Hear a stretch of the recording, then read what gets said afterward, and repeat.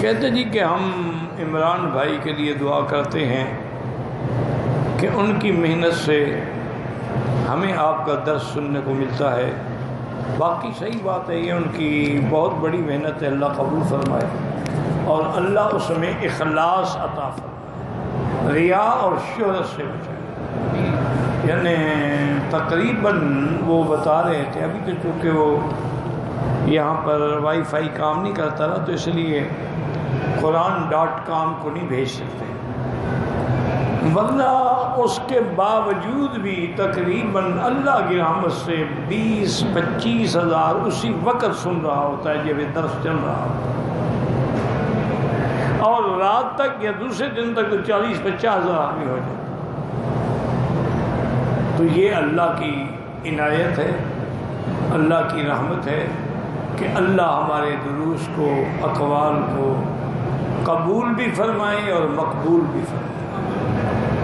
اور اسی طرح جب سے انہوں نے یہ شروع کیا ہے نا، میں نے ایک دن پوچھا تھا، مجھے بتا رہے تھے کہ تقریباً 60 لاکھ آدمی دیکھ چکا ہے اللہ کی رحمت سے. تو یہ اللہ نے اسباب بنائے ہیں. جب نئے کیسٹ آئے تھے نا جی، ٹیپ ریکارڈر، تو اس وقت بڑے آدمی کہ دیکھو جی ہر وقت گانے لگے ہوئے ہیں، ہر وقت لوگ ساتھ اٹھائے ہوئے ہیں، گانا سن رہے ہیں، ریڈیو ہاتھ میں پکڑا ہوا ہے، گانے سن رہے ہیں. لیکن اللہ نے پھر انہی چیزوں سے خیر کا کام بھی لے لیا. اب دیکھو نا، آگ ہے، اگر کسی کے گھر میں ڈال دو جل جائے گا، لیکن کھانے پکانے کے کام بھی تو آگ آئے گی. کوئی مشینری، کوئی انجن، کوئی جہاز، کوئی چیز بغیر آگ کے حرارت کے نہیں چل سکتی. تو اس کے بھلائی بھی ہوتی ہے، برائی بھی ہوتی ہے. اب یہ تمہاری مرضی ہے کہ اس کو بھلائی میں استعمال کریں یا برائی میں استعمال کریں. اور کتنے لوگ ہیں الحمدللہ الحمدللہ الحمدللہ جنہوں نے شرک سے توبہ کی، بدعات سے توبہ کی، برائیوں سے توبہ کی. میں نے پہلے بھی شاید بتایا تھا کہ ایک دفعہ مجھے ایک ٹیلی فون آیا، تو اس نے ایک عورت بات کر رہی تھی. اس نے کہا جی کہ میں ڈاکٹر ہوں، میں واشنگٹن امریکہ سے بات کر رہی ہوں، بڑی مشکل سے آپ کا نمبر مجھے ملا ہے. میں بھی ڈاکٹر ہوں، میرا خاوند بھی ڈاکٹر ہے، ہم دونوں اب بوڑھے ہو گئے ہیں، ریٹائر ہیں. 2 ہماری لڑکیاں ہیں، 2 لڑکے ہیں، 2 ڈاکٹری میں ہیں، 2 انجینئرنگ میں ہیں. اور آپ کو ٹیلی فون میں اس لیے کر رہی ہوں کہ میری لڑکیاں لڑکے سب اللہ معاف کرے حدود اسلام کو چھوڑ چکے. نہ نماز، نہ روزہ، نہ حج، نہ زکوٰۃ، نہ اخلاق، نہ پردہ، نہ حیا، بلکہ اپنے فرینڈ لے کے گھر آ جاتے ہیں. اور یہاں کا قانون ایسا ہے کہ ہم ان کو کچھ کہہ نہیں سکتے. اگر ہم بات کریں گے، وہ ایک ٹیلی فون کریں گے، الٹا پولیس ہمیں پکڑ لے گی. یعنی آپ دیکھیں کہ کافروں کا قانون دیکھیں کہ وہاں گناہ کرنا منع نہیں ہے، گناہ کو دیکھنا منع ہے. کیوں دیکھ رہے تھے تم؟ تو انہوں نے کہا کہ ہمیں انہوں نے اس لیے برداشت کیا ہوا ہے کہ اگر ماں باپ کو نکال دیں گے تو ہمیں مفت کے چوکیدار کہاں سے ملیں گے. چلو گھر میں تو بیٹھے ہیں، گھر سنبھالا ہوا ہے. انہوں نے کہا کسی اللہ کے بندے نے ہمیں آپ کی سیرت النبی کی CD جو تھی وہ دی، ہم نے سنی، تو ہم نے فیصلہ کیا کہ اپنی اولاد سے درخواست تو کریں. نہ مانیں گے، نہ مانیں گے. انہوں نے ایک دن ہم کو بلایا، ہم نے کہا دیکھو بیٹا، آپ جو کچھ کرتے ہیں ہم نے کبھی نہیں روکا. ایک بات ہماری مان لو، ایک CD ہے، اس کو سنو ضرور، نہ مانو تمہاری مرضی. انہوں نے کہا کہ ٹھیک ہے، ہم وعدہ کرتے ہیں ہم سنیں گے. انہوں نے کہا الحمدللہ آج میری دونوں بیٹیاں پردہ کرتی ہیں، دونوں بیٹوں نے داڑھی رکھی ہوئی ہے، اسلامک سینٹر میں جاتے ہیں، مسجد میں جا کے نماز پڑھتے ہیں.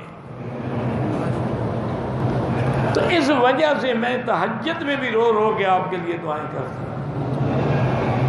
تو اب یہ اس یعنی سی ڈی اور انٹرنیٹ اور ان چیزوں کا اللہ نے ذریعہ بنایا نا، ورنہ میں کس کو جا کے آواز پہنچاتا، اور کتنوں کو پہنچا. وہ سپیکر بھی لگے ہوتے تھے، جلسے بھی ہمارے ہوتے تھے پاکستان میں، ہندوستان میں لاکھ لاکھ 2 لاکھ آدمی جلسوں میں ہوتے ہیں.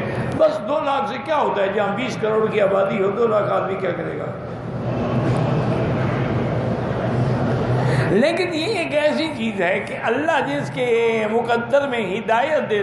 اب کئی دفعہ مجھے ڈیرہ اسماعیل خان سے، ڈیرہ غازی خان سے اور مختلف جگہوں سے ٹیلی فون آتا ہے، جی میں فلاں بات کر رہا ہوں، اور ہم سب گھر والے جب تک رات کو آپ کا درس نہ سنیں ہم سوتے ہی نہیں. اب یہ اللہ کے ہاتھ میں، میرے ہاتھ میں تھوڑا ہے. میرے ہاتھ میں ہو تو میں اپنے خاندان کو نہ ٹھیک کر دوں.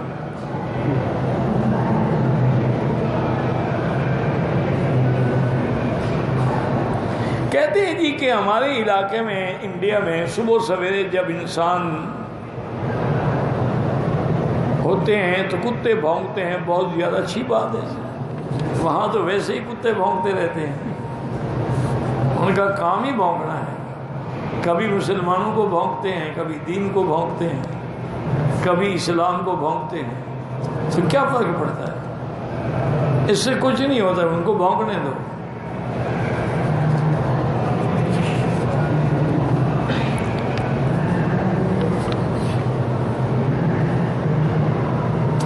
ایک بھائی دوسرے بھائی کو اپنا بیٹا دیتا ہے، اس بچے کی ولدیت اسی کے ساتھ لکھی جائے گی جس کا بیٹا ہے.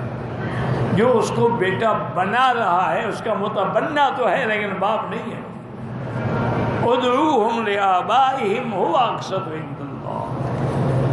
اسی لیے پہلے لوگ کہتے تھے نا اسامہ بن محمد، اسامہ محمد مدنی کا بیٹا ہے. اللہ نے فرمایا ان کو مت منع کر دو، ان کو کہا اسامہ بن حارثہ، وہ اپنے باپ کا بیٹا ہے.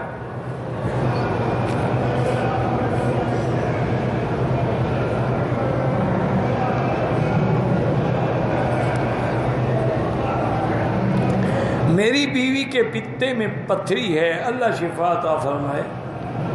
آج کل تو میرا بھائی ویسے اللہ کی طرف سے کوئی پریشانی نہ لکھے ہو، آج کل تو ڈاکٹروں کے لیے یہ کھیل ہے پتھری نکال لینا. آج کل تو پتا ہی نکال دیتے ہیں. دیکھتے ہیں نا کہ پتا اگر ڈیمیج ہو چکا ہے تو ایک وہ میرے دوست تھے، اللہ ان کی قبر میں رحمت کرے، فوت ہو گئے. وہ ایک دفعہ آئے نا، انہوں نے کچھ ایسی بات کی، میں نے کہا یار کمال کی بات ہے، کچھ شرم کیا کرو. کہتا جی میرا پتا نکال لیا، میں بے پتا ہوں. اب شرم کس بات کا، پتا ہو تو غیرت ہو. بہرحال میرا بھائی گھبرانے کی کوئی بات نہیں. یہ آج کل کے دور میں یہ باتیں جو ہیں نا بالکل معمولی آپریشن، گردے کی پتھری، پٹھے کی پتھری، آج کل تو گردے نکال لیتے ہیں، گردے بدل دیتے ہیں، جگر بدل دیتے ہیں، ٹرانسپلانٹ ہو جاتا ہے. اس لیے گھبراؤ نہیں. لیکن ایک بات کا ضرور خیال رکھنا کہ کسی صحیح ہسپتال میں آپریشن کرانا. کسی اناڑی کے پلے پڑ گئے نا تو وہ بجائے فائدے کے نقصان ہو جائے. کسی اچھے ڈاکٹر کے پاس جا کے اور پہلے معلومات کریں کہ اس کے آپریشن کیسے جا رہے ہیں.